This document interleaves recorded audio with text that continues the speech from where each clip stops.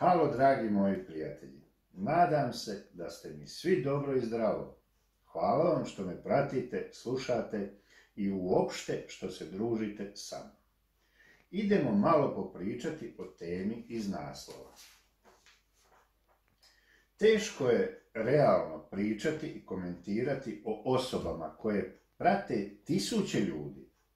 U tisućama se broje i oni koji ih vole i oni koji ih ne vole.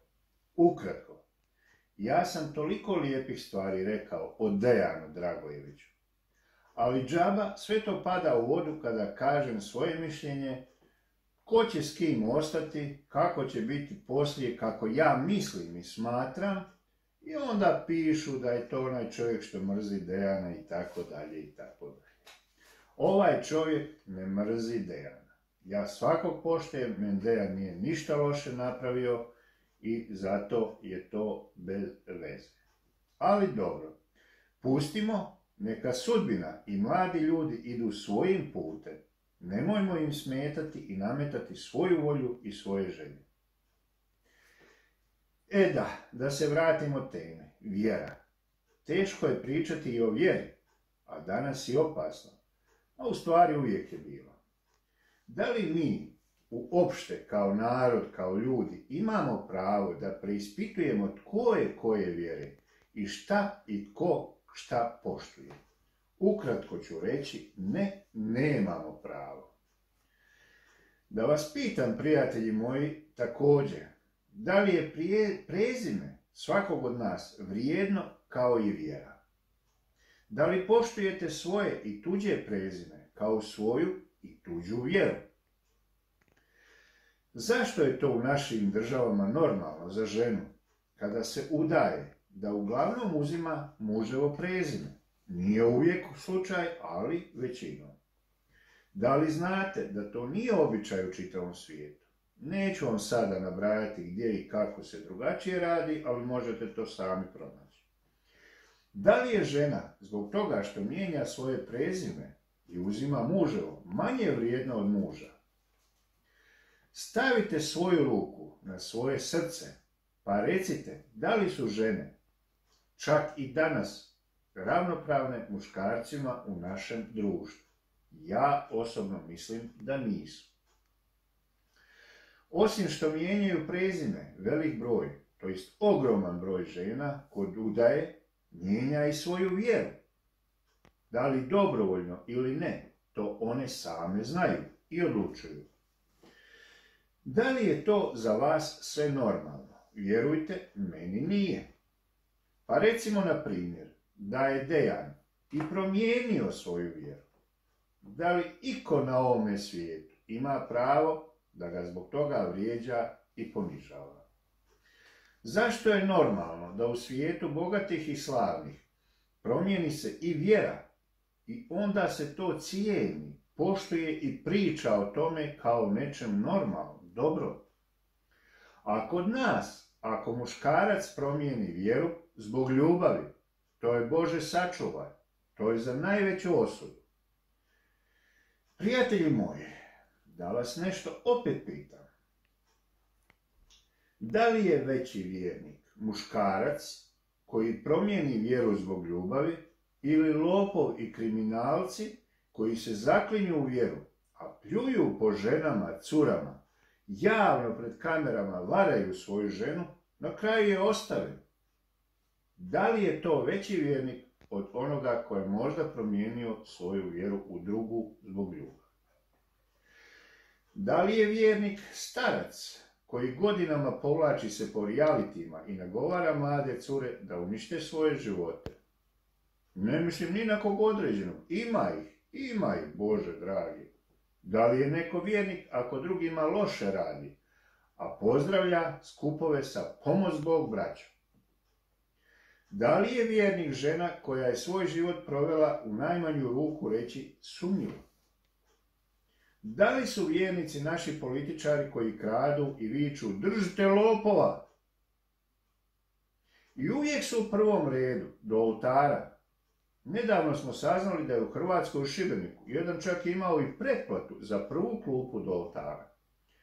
Sad više nije na toj klupi, već je u Zagrebu. To je vjernik.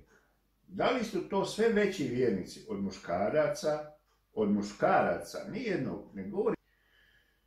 Da li su oni veći vjernici od muškaraca koji su bili spremni promijeniti svoju vjeru zbog ljubavi? Ja osobno ima dosta toga što bi volio da se promijeni u mojoj katoličkoj vjeri, ali nažalost ja ne odlučujem o tome. Na primjer, zašto sve druge vjere dozvoljavaju Božjim ili Allahovim službenicima da imaju svoju ženu, a u našoj vjeri se to ne može imati? Pa kako meni moj svećenik sebi daje za pravo da priča o obitelji, a on je se odrekao? Siguran sam da to Bog nije tražio od naših svećenika.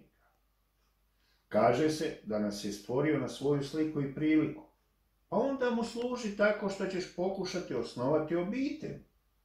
Možda se ne uspije svaki put, svatko ne uspije. Nije manje vrijedan onaj ko nema obitelj. To je njegova osobna stvar, ni tu se nemamo pravo miješati. Ali ja sad pričam o jednoj ustanovi gdje su zabranili da se netko ženi.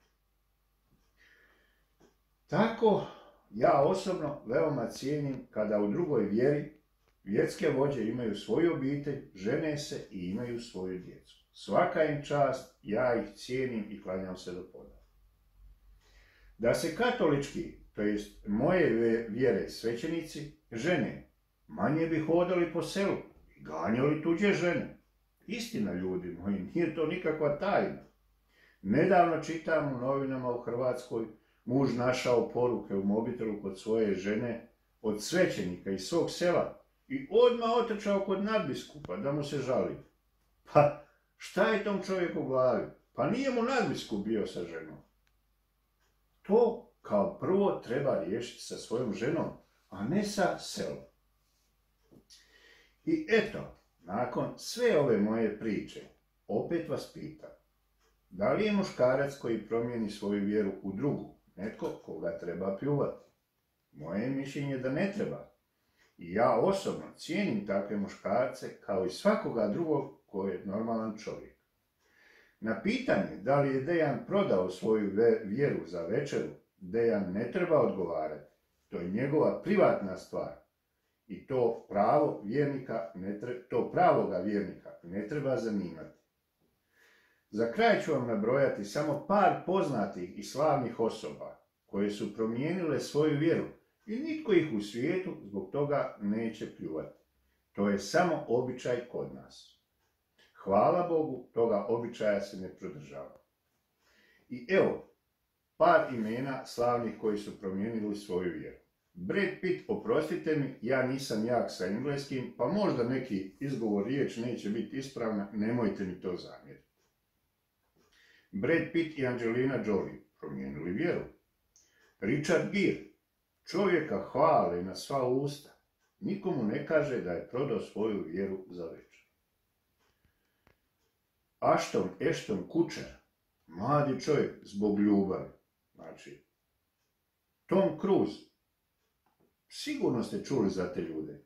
Kenny Reeves, ili već kako se kaže, ali sigurno znaju i čuli ste za njega.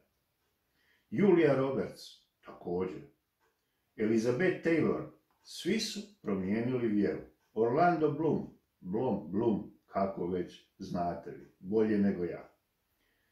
I na kraju, evo, Leonardo DiCaprio. Nitko na te ljude ne pljuje. Pa zašto si neko daje za pravo da u našim krajevima pljuje na nekoga, a ne zna da li je promijenio ili nije? Eto, to je moj osvrt na tu temu. Neću vas više zamarati. Razmislite kada slušate. Bitno je tko priča i tko pljuje. Nemojte gledati o kome pričaju. Pogledajte tko pljuje na takve ljude. Hvala vam na druženju, sretni i zdravi bili i pozdrav svima od nas.